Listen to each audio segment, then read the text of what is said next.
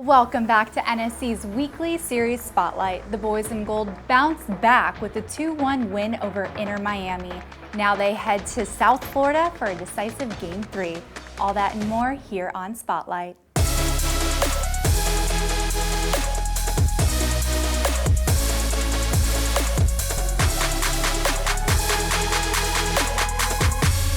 Welcome back. Well, it's good to see you. How are you doing? It's good to be back. It's hard to be anything better than great after the weekend. Big match this upcoming weekend and a lot to get into. Heck yeah, we love a victory. In response to Game 2, what do you think was the key to this match? Yeah, I thought Nashville really made this game on the field kind of look like the weather in the stadium, to be honest with you. It was a little bit dirty. It was disjointed. I mean those things in the best possible way. It's Nashville's way of kind of dragging Miami into the match that Nashville wants to play. It's fast-paced, but controlled aggression, and that's the words that B.J. Callahan has used this season. Players have talked about it. I still go back to what Eddie Taxeth even said before match one, saying that we have respect for this team, but we've got to play them like we play Philly. We've got to be nasty. We've got to bring the intensity. We can't have too much respect, right, for this opponent. Nashville had the fourth most fouls in Major League Soccer this season. That's fine. I think B.J. Callahan is okay with being near the top of MLS in fouls committed. I thought you saw Nashville be strategic in where they were aggressive, and I thought you saw just a really good team performance. Nashville was amazing defensively in this match. They created goal-scoring opportunities. They score from 2 dead ball opportunities, and they live to fight another day. They played very gritty. That's what I will say. How do you think scoring so early on in the game added the momentum for the rest of the match? Oh, I thought it was huge. And I thought, too, going back to decision day, Nashville had opportunities early in that match but weren't able to find the back of the net. And when you do that, you leave the door open. Miami then scored the first goal on that day. And yes, Nashville took a 2-1 lead into halftime, but ultimately it was Miami with all of the momentum because it could have been 3-0 Nashville, 3-1 Nashville, 4-0 Nashville. They created so many opportunities. You raise the confidence level of all 11 players on the pitch and the 30,109 here in the stadium when you are able to turn that momentum into a goal. So first and foremost, I thought it sent a message to Miami that now we're not just going to roll over. We're not just going to take the banner that was just raised and take that to the house. We want to build on it. We want to show that this team is built for knockout soccer. This team is built to continue to play well against Miami. And I thought it really sent a message and set a tone for the entire night. Definitely did. And going back to what B.J. Callahan has referred to, the next man up mentality.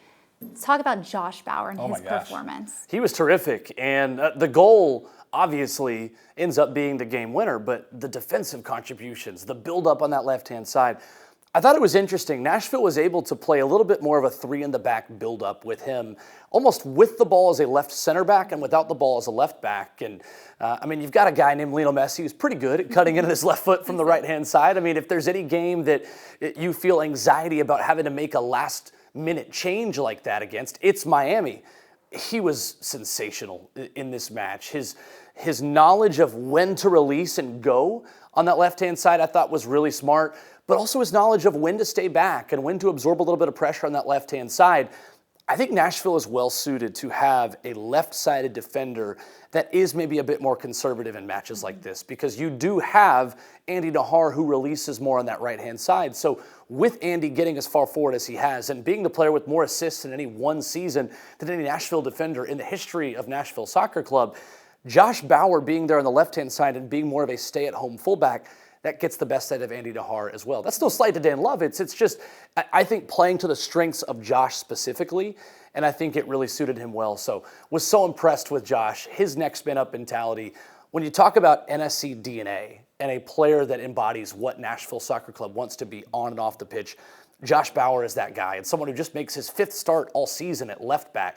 Last year, he learned how to play right back. He's been a center back his whole career. He's played everywhere, and he certainly took advantage of his opportunity. He certainly has, and watching his press conference was just like a hug for the soul. He was so happy. Let's highlight another player, Matthew Corcoran. How impressive was his first postseason start? Liv, I think Matt Corcoran has been such a revelation in this series, and I just think his ability to step in to a bit of a different role, right? This was not the same 4-3-3 that Nashville set up in match 1. This was their 4-2-2 that we've seen Nashville have a lot of success this season. They asked Matt Corcoran to play a different position. I'll be interested to see how Nashville can set up away from home in match 3 and how aggressive they are on the front foot. But you talk about NSC DNA. You talk about the ability to step into a different role and do it well. I mean, it's so important in any league, in any sport.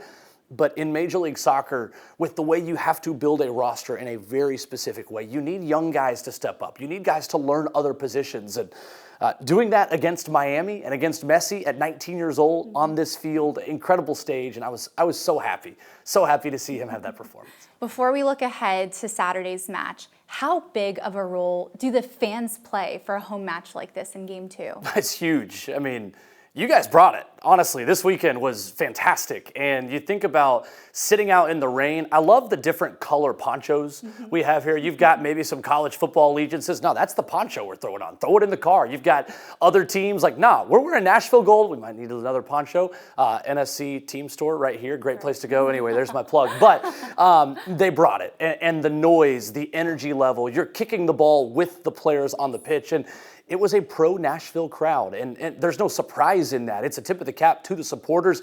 The tifo was unbelievable, and just the amount of time and energy, I can't even comprehend how you put something like that together. So the amount of work that goes into that, of people that are doing a job from 9 to 5 and then putting together a tifo, it's unbelievable. It's really cool. So shout out to the supporters for that. But this crowd is still known as the crowd that made Lionel Messi have a very rude welcome into Major League Soccer in the 2023 Leagues Cup final.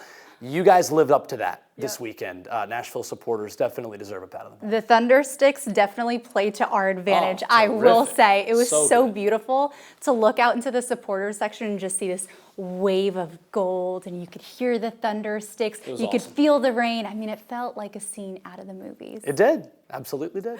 All right, well, let's talk about this Saturday's match. Do you anticipate any tactical adjustments or anything different versus Game 2? Well, it's going to be interesting because playing an aggressive 4-2-2 up-tempo, high press for 90 minutes in Fort Lauderdale is a challenge. So picking your moments to have that controlled aggression, but also manage the game, is going to be really important. One thing I think that's interesting for Miami, and we saw it happen on Saturday, Miami, of all the playoff teams in Major League Soccer's playoffs, have given up more goals in the first 15 minutes of both halves than anyone. So I think the first 15 minutes of each half is going to set a tone. Nashville's ability to get on the front foot immediately. And again, if you have an opportunity in transition, the way Nashville did in match 1 as well with Jacob Schaffelberg's chance, being able to create more of those opportunities but also finish them, I think is going to be critical. That's not groundbreaking analysis. Finish your chances, obviously, but it's the little things. Winning on the road in a knockout competition means set plays. It means Joe Willis is probably going to have to make some big saves the way he did on Saturday, because without a point-blank stop on Luis Suarez, this match might have gone to penalties, or Nashville might have needed to chase a third goal instead of being defensive-minded within the last 10, 15 minutes or so. It's those one-touch chances. It's those half chances that you've got to turn into goals. And it's just a Miami team that you've got to meet in transition. We talked about it a couple weeks ago leading into match 1. A lot of Miami's chances happen when you are in transition, don't finish it with a ball that goes into touch or in the back of the net or for a goal kick, and then they've got enough guys walking behind you that then they get it to them quickly, because Rocco Rios Novo, the Argentine netminder, is really good at quickly getting rid of the ball. Those key parts of it, first 15 minutes of each half, the dead balls and the set pieces, and then the restarts after you have a transitional moment. That's what BJ Callahan's focused on. That's what I'll be focused on too. Who are your players to watch?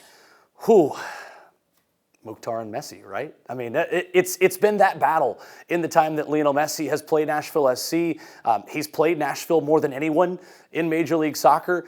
Hani Mukhtar is meeting the moment in a really, really big way. I thought he was terrific in this match. I thought with Sergio Busquets actually dropping back between Maxi Falcone and Noah Allen, I thought that created some space in front of a back five when Miami was defending that Hani Mukhtar exploited really well. And Sam occupying those center backs with Busquets and DePaul separated, it creates a gap there between the midfield line and the back line. I thought Hani's ability to find that pocket if Miami sets up that same way, there are opportunities for Lionel Messi. And BJ Callahan told us that after match one. He said, on decision day, I felt like the space was in behind.